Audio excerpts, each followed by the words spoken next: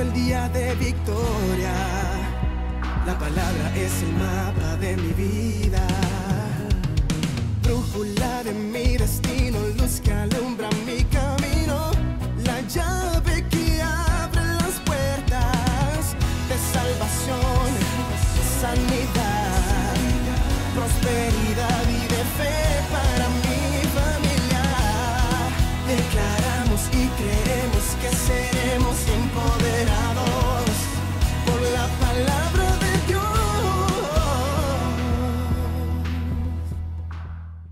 Muchos llegamos a Jesús porque tenemos alguna necesidad.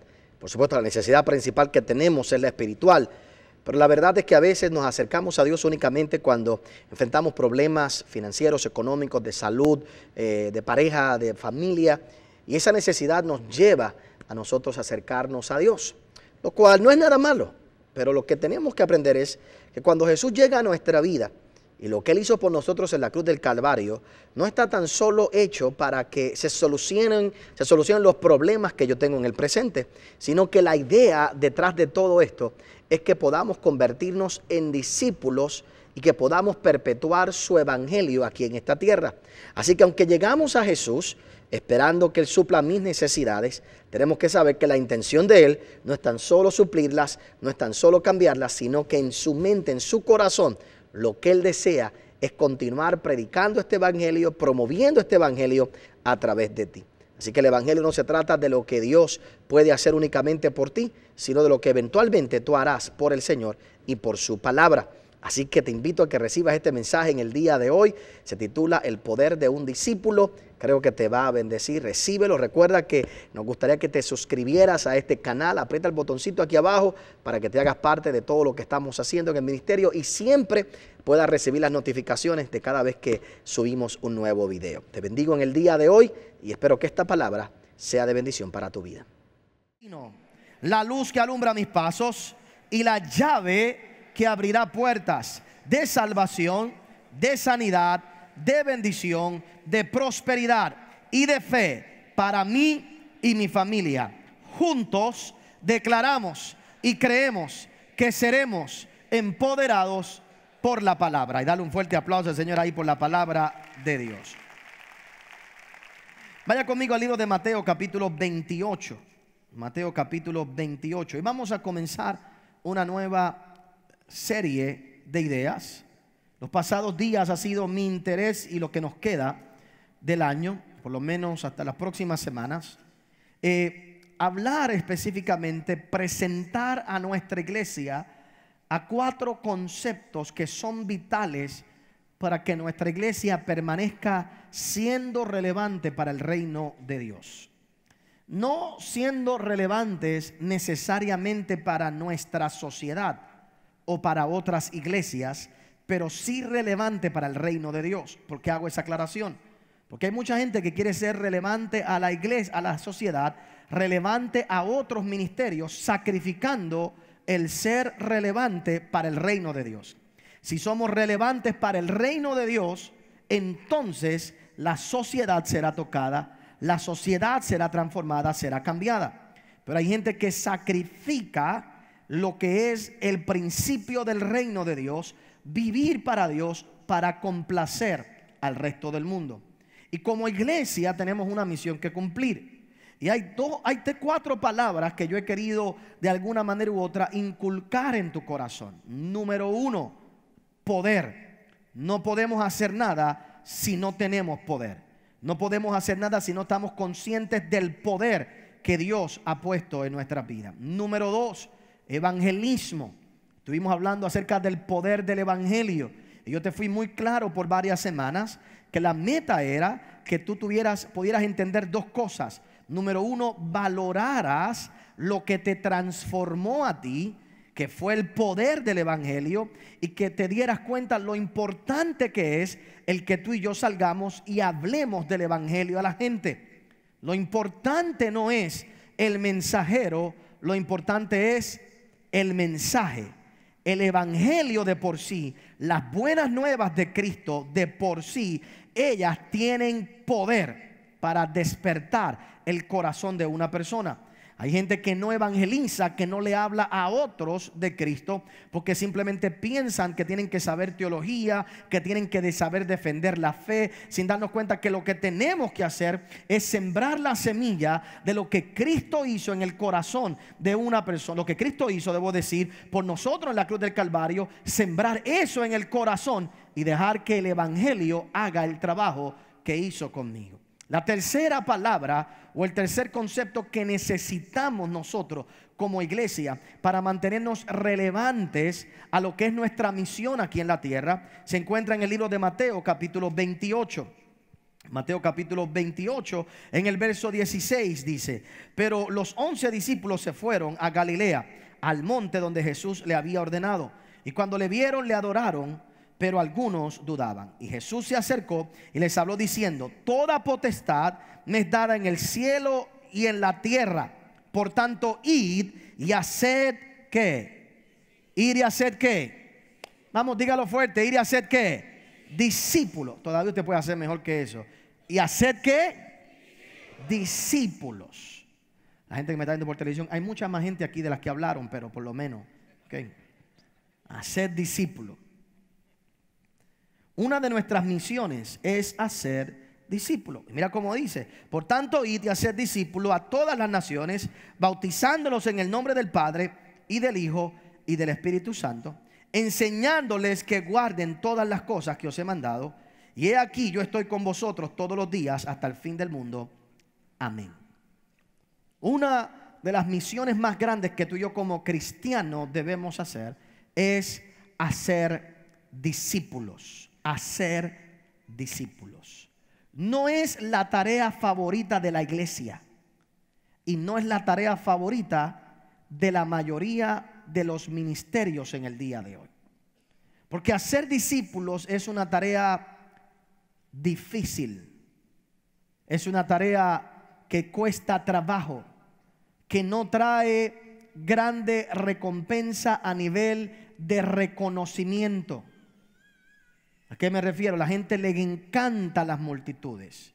La gente le fascina las multitudes, ¿verdad? Y a los ministros les gustan las multitudes, pero detestan a las personas. Y las multitudes llegan a los lugares por muchas razones. Las multitudes llegan a los sitios por muchas razones. Es más, es bien curioso que cuando se habla de la alimentación de los panes, ¿verdad? De las 5,000 personas, cuando Cristo multiplicó los panes y los peces, dice la palabra del Señor, si usted busca más adelante en el libro de Juan, se va a dar cuenta que mucha gente llegó eventualmente buscando solo los panes y los peces. Pero ya Jesús se había ido, y cuando Jesús se había ido y no había multiplicación, no toda esa gente le siguió. Porque hay gente que llega a un lugar única y exclusivamente por lo que se le puede ofrecer, no necesariamente porque deseen ser transformados.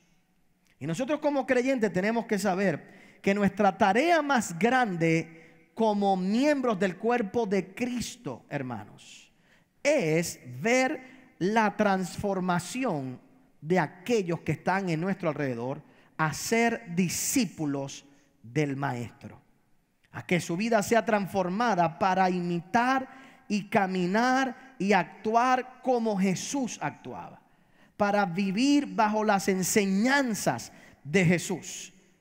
El mayor placer que tú y yo podemos tener como creyentes debería ser ese. Y nosotros tenemos que entender que esa es nuestra misión. El problema de mucha gente en la iglesia es que toman la iglesia únicamente para su beneficio particular, para satisfacer algunas necesidades personales, pero no están realmente comprometidos con la misión de Jesús, de que nosotros hagamos discípulos a las naciones. Oiga, yo sé que esto es un poquito quizás árido al principio, pero usted va a entender el porqué dentro de un momento. Oiga bien. Cuando hablamos de hacer discípulos, ¿por qué? ¿Qué quiere decir ser un discípulo? Yo te voy a dar una definición primero sencilla, aunque vamos a profundizar, porque hay muchas más cosas poderosas dentro del ser discípulo que esta definición tan simple.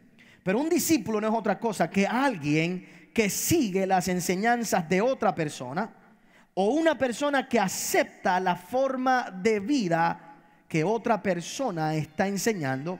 En estos momentos nosotros hablamos de la persona de Jesús.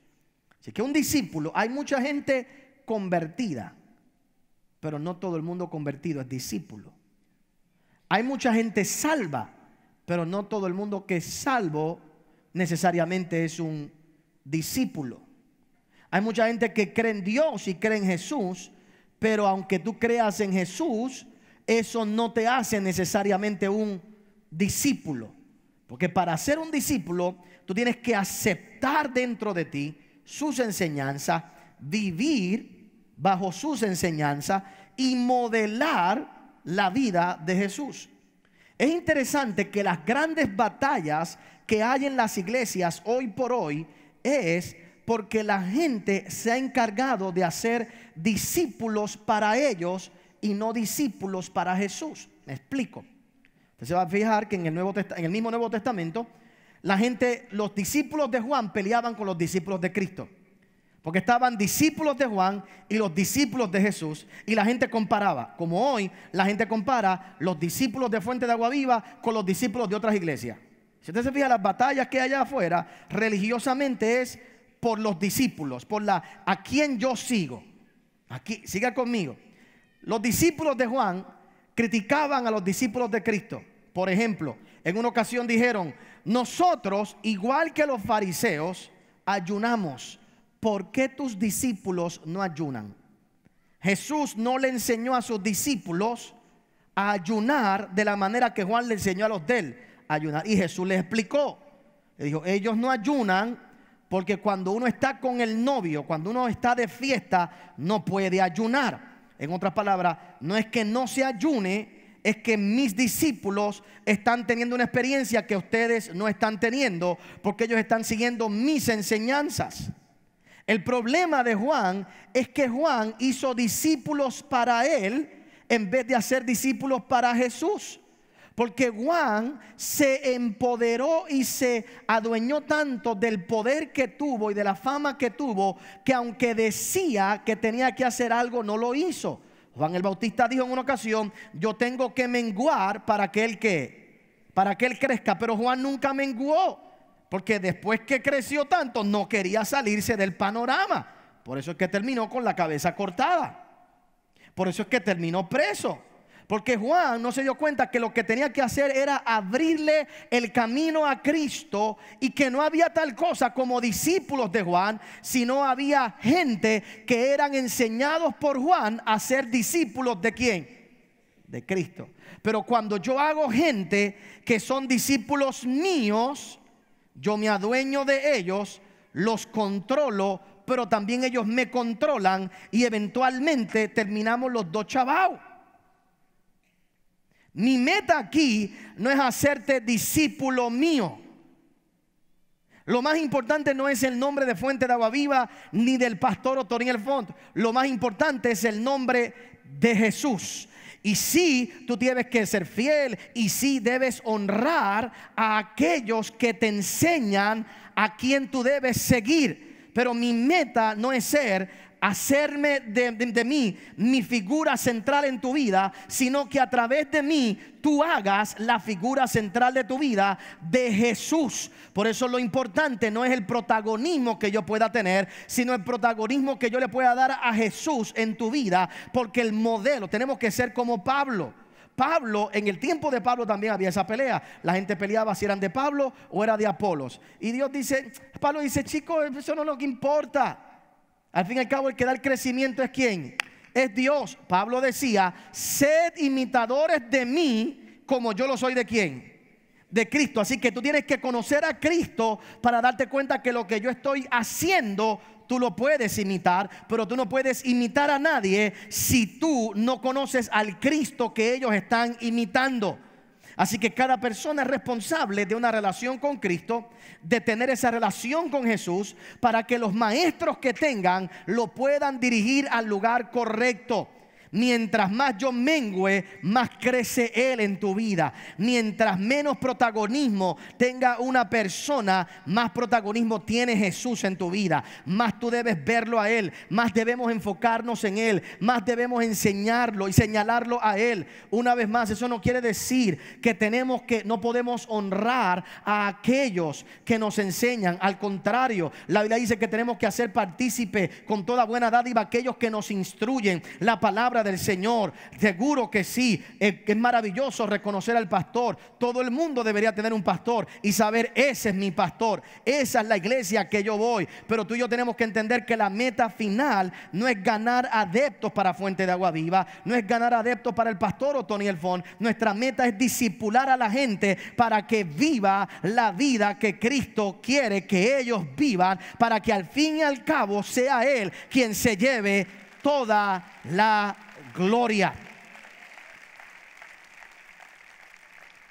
Y usted va a ver esa batalla con todo el tiempo. Y afuera todavía, tú eres de Fuente, tú eres de allí. Y usted debe sentirse orgulloso de la iglesia a la que usted pertenece. Pero más que de Fuente de Agua Viva, usted es del cuerpo de Cristo. El que le salvó a usted no fue Otoniel Font, no fue Fuente de Agua Viva. El que entregó su vida es el Dios Todopoderoso que murió por ti en la cruz del Calvario. Y si yo logro a través de esta palabra y a través de todo lo que hacemos, que tú puedas entender a quién tú debes seguir, estés aquí en esta iglesia o no estés aquí en esta iglesia, si llegas a ser un discípulo de Jesús, he alcanzado ser todo lo que Dios quiere que yo sea, haciendo discípulos a las naciones. Tú y yo tenemos que vivir bajo el ejemplo de Él. Por eso tú y yo tenemos que olvidarnos de esas peleas pequeñitas que hay allá afuera, de la gente. Es como yo he dicho en algunas ocasiones aquí en la iglesia, que lamentablemente tenemos personas, por ejemplo, damas que le sirven por mucho tiempo al Señor y su marido no, por ejemplo. Y ellas llevan orando para que su marido se convierta. Su marido se convierte, viene a la iglesia, le entrega su vida al Señor, comienza ahora a dedicarle tiempo al Señor, comienza a diezmar,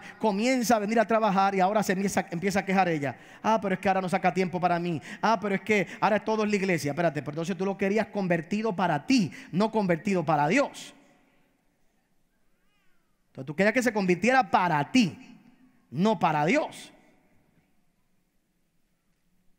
Entonces, ahí donde vienen los problemas en las relaciones. Y como dije, voy poquito a poco, ¿verdad? Porque quiero llevarte a un ejemplo muy importante en el día de hoy. Mira lo que dice en el libro de Primera de Corintios capítulo 11, la referencia que te acabo de dar de ser imitadores de Cristo. Nuestra meta es que la gente imite a Jesús, que vea a Jesús en mí, pero que imite a Jesús, que sepan de dónde es que sale todo esto. Es llevarlos a esa relación de adoptar ese estilo de vida. Ahora, si es importante entender algo muy claro, oiga, y tener algo muy claro, siga conmigo esto que le voy a decir. No se puede discipular a alguien que no ha despertado a la verdad de Cristo. ¿Por qué? Mira conmigo. Porque tratar de discipular a alguien que no ha despertado a la realidad de Cristo es tratar de modificar la conducta de un muerto. Entonces hay un montón de cristianos que tienen la conducta de cristianos, pero son muertos, porque sí por fuera actúan de una manera religiosa, pero por dentro están muertos. Entonces la iglesia ha cometido el error de hacer lo mismo que hace la sociedad. Tratar de cambiar la conducta de una persona pensando que si cambio la conducta de una persona por fuera, la he cambiado por dentro. Pero ¿cuántos de aquí tienen niños que recogen el cuarto a regañadiente, pero no es porque lo quieran recoger? Así que tú y yo podemos obligar a la gente a hacer cosas y que se comporten de una manera. Y es bien interesante, hermano, que Jesús lo último que hacía era cambiar la conducta.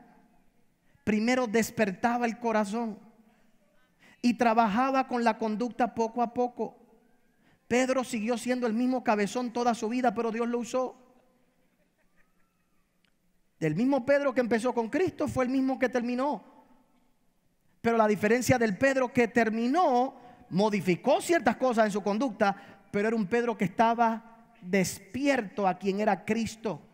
Lo más grande de Pedro no fue que arreglara su conducta. Fue cuando Cristo le preguntó: ¿quién dicen ustedes que yo soy? Y Pedro dijo: tú eres el Hijo de Dios, tú eres el Cristo, el Hijo del Dios viviente. Ese hombre estaba despierto. Ese hombre se puede discipular. Pero aquel que está muerto es tratar de obligarlo a que cambie su conducta, y lo puedo lograr por un tiempo, pero no lo voy a lograr por mucho tiempo. Hay un montón de gente que se han convertido, pasan al frente, le entregan su vida al Señor por miedo, pero cuando el miedo se va, vuelven a hacer lo mismo. Hay gente que viene al frente por culpa, pero cuando la culpa se va, vuelves a hacer lo mismo. Pero aquellos que han estado despiertos, aquellos que despertaron a la realidad de lo que Cristo es en su vida, aquellos que despertaron, por eso es que no podemos tú y yo pensar que podemos convencer a la gente. Esto no se trata de persuadir a personas, se trata de que cuando predicamos el evangelio, dejamos que el evangelio haga la obra, que ellos despierten a la realidad de Cristo, y luego de que despierten tenemos que tomar el tiempo para discipularlos en eso que ellos han despertado. Ahora que tu vida está despierta a algo nuevo, ahora que ves otras posibilidades, ahora que te das cuenta lo que Él ha hecho por ti, ahora que te das cuenta lo que Él ha realizado en tu vida puede cambiar. Mira lo que dice el libro de Hechos capítulo 26 para darte una demostración específicamente de esto. Esto es Pablo en un momento dado. Hechos 26, Pablo está siendo enfrentado en la cárcel, y fíjate lo que dice en el verso 24. Diciendo estas cosas en su defensa, Festo a gran voz dijo: estás loco, Pablo, las muchas letras te vuelven loco. Pablo se está defendiendo. Pablo está hablando del evangelio y se está defendiendo, y el que está allí le dice: tú estás loco. Dice: mas él dijo: no estoy loco, excelentísimo Festo, sino que hablo palabras de verdad y de cordura, pues el rey sabe estas cosas, delante de quien también hablo con toda confianza, porque no pienso que ignora nada de esto, pues no se ha hecho esto en algún rincón. ¿Crees hoy, rey Agripa, a los profetas? Yo sé que crees. Entonces Agripa dijo a Pablo: por poco ¿qué? Me persuade para hacer ¿qué? Pablo, por poco me persuade para ser cristiano. Pero una cosa es ser persuadido, una cosa es tú tratar de con tus palabras trabajar con la mente de una persona para persuadirlo de algo, y otra cosa es que despierte. Y después que despierta a la realidad de Cristo, esa persona no vuelve a ser la misma. Pablo no fue persuadido, Pablo despertó. Pablo era igual que Agripa y perseguía a los cristianos, pero un día tuvo un encuentro con Cristo. Y fíjate qué cosa interesante: se encuentra con Cristo, despierta que estaba peleando con Cristo. Y déjame decirte que todos los que estamos aquí despertamos cuando nos damos cuenta que siempre hemos estado peleando contra Dios. Es cuando tú te das cuenta que toda tu vida lo que has estado haciendo, peleando contra Dios, que tú despiertas que debes estar a favor de Dios. Porque lo que hacías en el mundo, todo era por rebeldía a lo que Dios quiere que tú seas, y ahora despiertas a que tienes que hacer lo que Dios quiere que tú hagas, y te das cuenta que siempre estuviste peleando con Dios. No fue que tú hiciste eso por chavar a tu papá, a tu mamá. Tú estabas peleando con el Dios que te llamó y que te dio vida. No fue que tú hiciste eso, no, tú lo hiciste y estabas peleando con Dios. Cuando Pablo despertó, su vida cambió. Gracias por haber acompañado al pastor Otoniel Font. Si este mensaje ha sido de bendición a tu vida, puedes obtenerlo llamando al número que aparece en pantalla. También puedes hacerlo accediendo a nuestra página en internet www.otonielfont.com. Te esperamos en la próxima edición del pastor Otoniel Font.